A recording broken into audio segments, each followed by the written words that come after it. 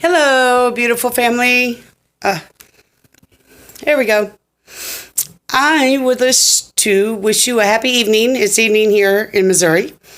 Also, I want to send you my love and let you know that you are not alone. That a lot of us at this point in our life has made some major changes in our lives. And that's kind of what I wanted to talk to you about. Is the fact that I'm trying to get you some light here. Just the fact that in any relationship, there's two players, and it takes two to tangle, and I won't disagree with that. But during my self-assessment, I found out that I wasn't perfect either. And that I didn't just react. I took it beyond reacting. I was John the Baptist when I left my family. Most of it was religion and hate and separation. I was married for 22 years to a beautiful man. I never in my life thought I would be loved the way he loved me. He was my best friend. We didn't do anything separate. We did everything together. But one day, he came home from work, and he wasn't there. He was gone. I don't know where he went. On a path somewhere without me. I stayed 5 years after that. 5 years trying to find my best friend again. And you know what? He awoke too, maybe. I don't know. But I had to take responsibility for my actions and stop concentrating on his and the path that he's on. Most people would sit here and tell you a bunch of hate stories about their ex and what they did. I'm not going to do that. I've never done that. Matter of fact, ask my kids. They don't know my story. Why? Because it's none of their business. It was between me and my husband. And they didn't need that drama. And that was a healthy decision for me as a mother. But it backfired on me. It's okay, though, because I had something to do with that, too. So what I'm asking you is looking back at your awakening. Is there somebody that you just have to say sorry to for yourself? What's integrity? Admitting when you can't, when you're not right, or when you don't see someone else's path and all you see is yours. That's not love, guys. It's not love. Love is being able to let go and let them fly. Do you remember that song? If you love somebody, let them go. Let them fly. That's exactly what I did with my 3 children. And I'll never apologize for that. Because it was done out of love. And that's what it all starts out as. Love. I'm asking you today, how are you loving? How are you loving? Are you loving people with your new judgments? Are you loving people with your new knowledge? Oh, the heart Are you loving with your heart? Are you loving like Christ loved? Like Gandhi loved? Like Source loves you? Guys, it's really important that we tap into this love so we can change something. Change the world? I don't know. But definitely change the vibrations of how it's going so far. You know, I look at this doom and gloom stuff, and I'm not saying don't redo your research, and I'm not saying don't look up at the sky. I'm not saying any of that. I'm just saying let's step back for just a minute. Let's step back for just a minute. Take a deep breath, blow it out, and process where we are now and what we're doing. Mindfulness is all about knowing what you're doing in that exact moment. And you know what? It's okay to say, hey, I got to go center with myself. We don't, none of us really care what people think anyway, so why not say it? You know, one of the things that I have learned through my whole experience these last 7 years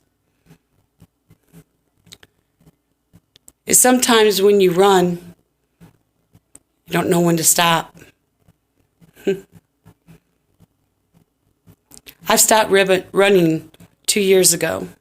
Been in the same apartment for 2 years, paid my rent, even got a car, or actually a truck. But it came with work. I didn't sit on my butt and just wish it to be. It's not what manifesting is. Manifesting takes work. What are you concentrating on these days? Are you bitching? Complaining about the way things are? Are you doing something about it? Well, I'm going to do something about it. Actually, I am going to go to the school here and see if I can't volunteer to read some books to these children that help them learn about themselves, about how to love themselves enough to have boundaries, healthy boundaries. What are you doing? Reading a book doesn't cost money. If the transgenders, and I'm not against transgenders, but if the transgenders can go and teach our kids, then how come the Enlightened isn't in there? We could teach our kids to meditate, to find a place within themselves that is peaceful. We don't have to use God's name. They don't use their God's name.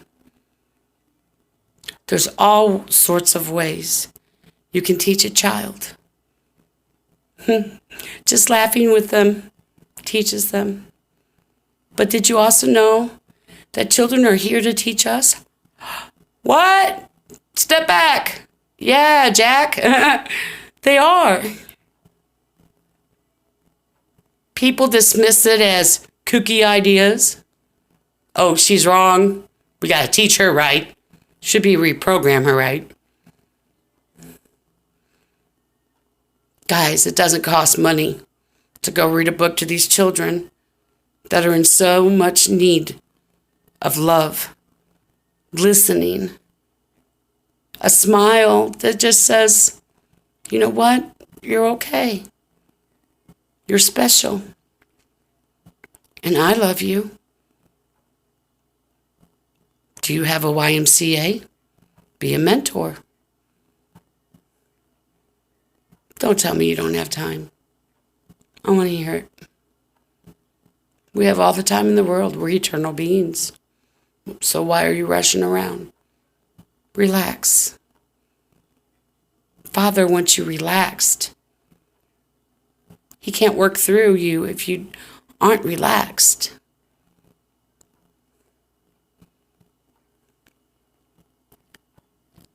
You know your path, and I know mine. And I'm going to follow some people. Kent Nichols, Jake Pearson, Brian on Milky Way. I'm going that way, guys. If the end is coming, let it come. I'm not going to sit here and bitch about it. Instead, I'm going to sit here and use what God's given me to help the children so the next generation doesn't suffer like us. Ever think of that?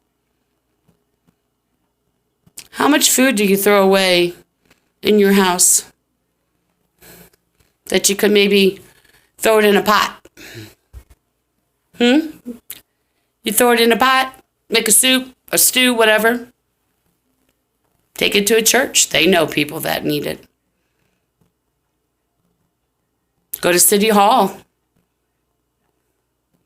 Stop laughing at the people that are on the streets that are asking for help.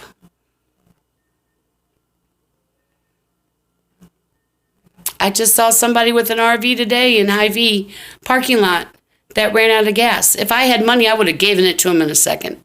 I would have done without. Are you doing without for a brother or a sister or a child? You don't have to do something big and huge to make a difference in the vibrations of this world. There just has to be enough of us, like there was in the 60s. And there's been many other ones besides Woodstock. You know, everybody thinks Woodstock was a party fest, sex fest, drug fest. There's a lot of lightning going on there. Then those people at Woodstock, what happened? They joined the protests. I don't know what happened to them since then, but they become politicians. But when have we ever done that? When have we done a Woodstock? Or got together, just all of us? No money involved, just bring some food, we'll all share, sit around the campfire, start talking about change. Be with us as one. We have been woken up just like they were in the 60s. It's our time now. I know your lives are important to you, your families, and your responsibilities.